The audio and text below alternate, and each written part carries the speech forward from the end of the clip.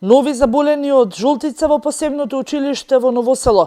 Две наставнички, 19-годишно момче кој е брат на едно од заболените ученици.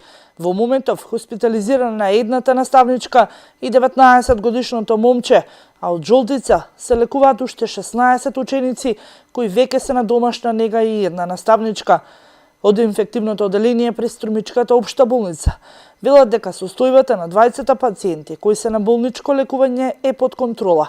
Ја примаат редовната терапија и по болничкиот третман ќе бидат пуштени дома. 16 деца кои се веќе дома, главно се деца на возраст од 8 до 14 години. Сите биле примени со болки и мачени во стомакот, намален апетит и со пожолтено лице. Децата стануваат во се подобра здравствена состојба. Здравствените работници велат дека состојбата веќе е ставена под контрола и уште со првите случаи издадени биле мерки за зголемена дезинфекција на сите работни површини и инвентарот во училиштето. Училиштето од вчера неофицијално и повторно отворено.